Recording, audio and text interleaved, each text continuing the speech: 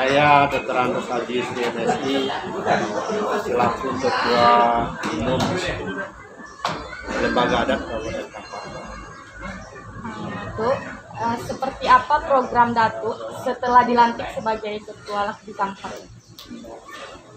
Iya, jangka panjang mungkin Kabupaten Kampar ini kan 5 tahun ke depan, mulai 2021 sampai terakhir insya Allah di 2025. Program tentu banyak yang ingin kita laksanakan. Karena di LAK itu ada 4 bidang. Jadi ke depan kita harapkan banyak kajian-kajian adat ini yang mungkin sudah lama dilupakan. Termasuk mungkin adat istiadat dan bahasa-bahasa asli Kampar itu juga sudah banyak orang yang tidak tahu. Maka kami berkewajiban 5 tahun ke depan ini untuk membukukan secara tertulis. Menseminarkan adat istiadat dan budaya Kabupaten Kampar. Mungkin kita patenkan. Jadi siapapun ke depan itu dia akan tahu. Hari ini mungkin masih ada berapa orang yang tahu, tapi 10, 5 tahun, 50 tahun ke depan kan belum tahu. Jadi kalau sudah tertulis dan sudah kita bukukan, yakin orang tahu ada istiadat Kabupaten Kampar seperti ini, budaya di Kabupaten Kampar seperti ini, tradisinya seperti ini. Tentu ini pekerjaan panjang memang. Kemudian dalam waktu dekat adalah tentu kita rapikan struktur dulu. Kita komunikasikan program dan kegiatan strategis dan kita harapkan sejalan dengan pemerintah daerah. Sehingga program ini bisa sinergi dengan pemerintah daerah dari segala sisi. Untuk mungkin yang disebut tali Bapilin 3 itu di sana dia ada itu letaknya. Jadi sama seiring dan partner pemerintah di sisi adat di Kabupaten Kampar. Harapan Datuk untuk Lak Kampar ini ke depannya bagaimana? Ya sama mungkin mimpi kita dengan seluruh masyarakat, terutama masyarakat adat. Kita pengen mengklirkan seluruh permasalahan yang ada di Kabupaten Kampar, terutama yang bersentuhan dengan adat. Mungkin banyak orang sekarang yang tidak memahami secara mendalam dari sisi adat.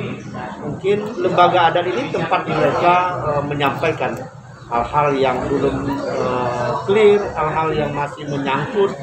Maka kitalah mungkin tempatnya menyampaikan hal-hal berkaitan dengan seluruh masyarakat adat di Kabupaten Kampar melalui lembaga adat. Terima kasih, Tok. Saya Dr. Andes Haji Aprizal DS, Datuk Padukot Wan, Kenegerian Kampar. Di Lembaga Adat Kabupaten Kampar, saya selaku membidangi pengkajian dan penelitian tentang adat. Maka oleh karena itu, kalau menurut saya, sebagaimana tadi yang disampaikan oleh Ketua Umum kita, bahwa bagaimana supaya tetap kita memelihara adat berseni sarak berseni kitabullah, 3 tungku sejawangan, kemudian tali nambah pilihan 3. Maka oleh karena itu selama ini adat ini kan boleh dikatakan tidak tertulis. Sebagaimana tadi yang dikatakan oleh Ketua Umum, bagaimana kita membukukan sejarah adat ini supaya nanti ada suatu kejelasan dan ada suatu pegangan, suatu referensi bagi kita nanti oleh anak cucu kita, merupakan suatu catatan sejarah bagi kita. Kalau tidak tercatat nanti susah.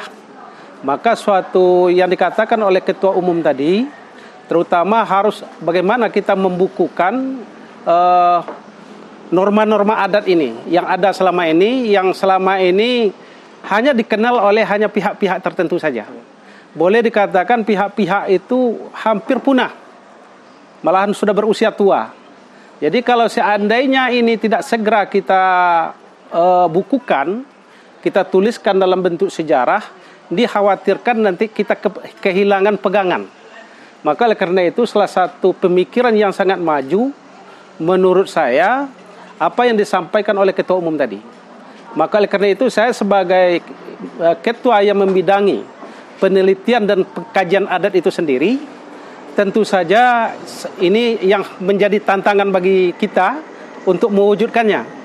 Tentu saja diawali untuk melakukan itu kita lakukan survei, kita lakukan penelitian dan kajian terhadap norma-norma adat yang ada di Kabupaten Kampar ini, baik yang bersifat sosial ataupun yang bersifat fisik. Ya, contohnya seperti tanah wilayah adat yang dikatakan oleh Datuk Khalifah dari Kuntu ini sebagai wakil ketua harian daripada Lak Kampar. Ini kan kita sekarang kan masih ini berapa sebetulnya tanah wilayah adat itu? Sesungguhnya ini yang sangat krusial kalau menurut saya dari sisi fisik kan. Tapi yang sangat penting dulu kita mulai dengan suatu kajian, dengan penelitian supaya nanti adat kita ini tercatat dan terbukukan dengan baik dan bisa dijadikan sebagai sebagai referensi dan sebagai pedoman oleh anak cucu kita di kemudian hari. Ini yang sangat penting menurut saya. Maka oleh karena itu dengan apa yang disampaikan oleh Ketua Umum ini adalah menjadi tantangan besar bagi saya selaku ketua yang membidangi pengkajian dan penelitian tentang adat itu sendiri. Itu barangkali yang dapat saya sampaikan. Kemudian juga nanti saya akan bekerja sama. Saya minta dari anak keponakan kita yang doktor kan seperti beliau ini Datuk Amanah, Datuk Nuramin, Dr. Nuramin, Datuk Amanah Kampar.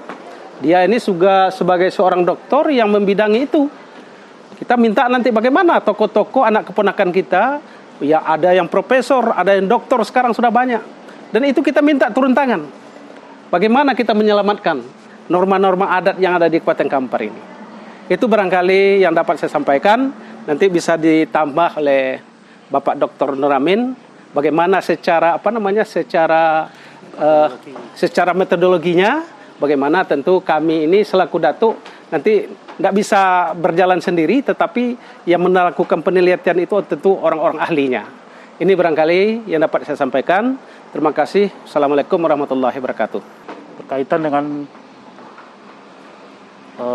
bidang penelitian ya dan pengkajian adat tadi, kita sebagai anak kemenakan yang punya potensi, mungkin bukan saya sendiri, banyak lagi mungkin potensi lain yang bisa bergabung untuk mendukung program lembaga adat Kabupaten Kampar ini.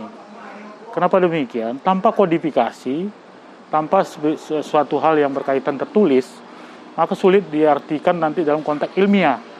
Karena kalau konsep ilmiah itu ada 3 hal yang harus terpenuhi.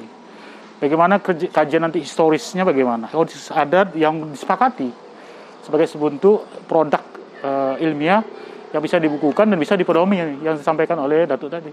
Yang kedua, konsep filosofisnya. Nah, filosofis ini kan nilai yang kita sepakati juga.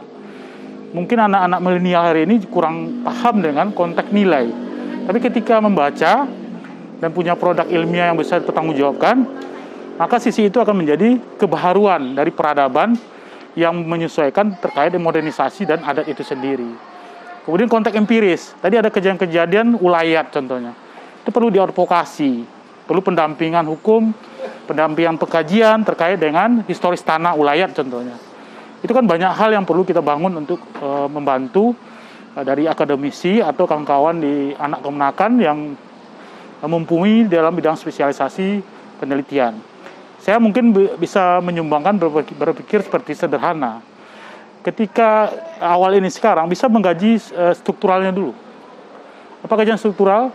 Bagaimana datuk yang ada di Kabupaten Kampar ini dalam konteks kenegerian dijadikan sebuah kajian-kajian awal rintis yang disepakati. Mungkin ada perdanya juga sebelumnya, mungkin saya tidak akan mengkaji secara detail itu. Tapi ini menjadi sebuah sosialisasi. Datuk di negeri ini siapa sih? Kenegerian ini siapa? Dan itu disosialisasikan oleh lembaga adat Kabupaten Kampar nanti, dan yang lain juga memahami. Nanti masuk kepada substansi. Apa substansinya? Kampar Kiri, Tapung, dan 13 Kampar akan berbeda secara spesifik. Itu perlu kajian kualitatif secara spesifik. Itu yang kita bangun nanti, sehingga kajian rintisnya sudah ada dulu. Tadi Ketua Umum menganjurkan demikian, saya sangat menyambut baik. Ya, Pak Dokter, kita kerjasama dan banyak kerjaan di sini. Insya Allah kita siap. Bahkan mungkin bukan saya sendiri, bahkan banyak anak jadi Kampar, ada yang rektor, ada profesor. Insya Allah kita siap membantu program itu. Dan saya sebagai anak Jati Kampar, insya Allah siap mendukung program Ketua Umum dan jajarannya. Terima kasih. Assalamualaikum warahmatullahi wabarakatuh. Assalamualaikum warahmatullahi wabarakatuh. Perkenalkan, nama saya B. Hirzal Datuk Khalifah Kenegrian Kuntuh. Kalau di Kampar Kiri membidangi adat dan tanah wilayah, saya rantau Kampar Kiri. Jadi menambah apa yang dibilang Ketua Umum dan Datuk ini, Paduko ini sama Bapak ini tadi, itu di Kampar ini terjadi komplit tanah wilayah, karena struktur adat itu tetap mempunyai tanah wilayah. Kalau tidak ada adat, tidak ada tanah wilayah. Itu yang pertama. Dan sekarang ini komplit itu memang tidak bisa lagi dielakkan antara korporasi, perusahaan-perusahaan yang ada perizinan dengan masyarakat adat itu sendiri.